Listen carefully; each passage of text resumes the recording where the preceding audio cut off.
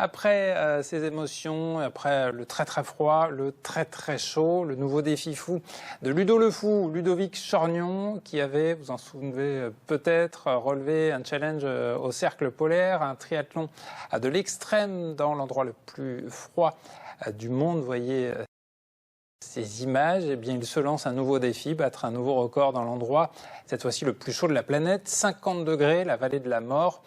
C'est le nom, aux États-Unis. Entraînement, encore une fois, hors du commun, suivi dans la chaleur par Thibaut Cordier.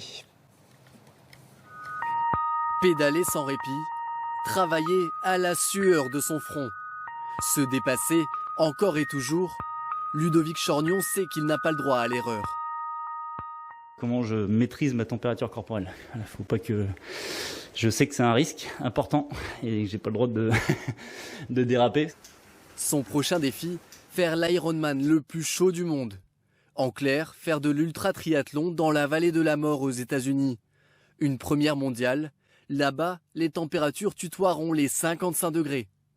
Pour se préparer, l'athlète vient régulièrement dans cette salle de sport.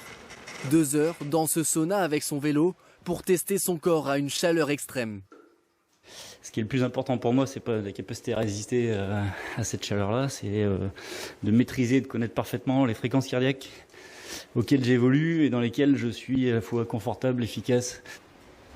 Plus que le physique, c'est aussi l'occasion de mener quelques expériences, comme faire descendre sa température corporelle grâce à ces glaçons. C'est de la glace juste pour me mettre sur la tête et voir en combien de temps je suis capable de diminuer ma température et en tout cas revenir à un état confortable, parce que la tête c'est la zone la plus sensible, donc c'est ce qu'il faut réguler le plus.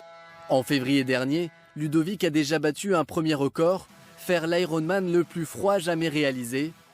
À peine 5 mois plus tard, ce sera donc le plus chaud. Entre folie ou génie, ce sportif de 50 ans a choisi. Ce qui est grisant, c'est d'être sur la ligne en fait, c'est de ne pas chuter ni à droite ni à gauche, et bah voilà, j'ai pas envie de chuter ni dans la folie et je me prends pas du tout non plus pour un génie. Voilà, je pense au contraire que ce que j'aime à la fois pour moi mais aussi partager, c'est que je suis juste normal, mais que si on joue bien, on peut tous faire des trucs incroyables, quoi. Ludovic Chorgnon se lancera le 12 juillet prochain dans la vallée de la mort. Juste avant, il va faire un crochet par la métropole pour un triathlon d'entraînement. La routine, en somme. Chaud comme défi. Notre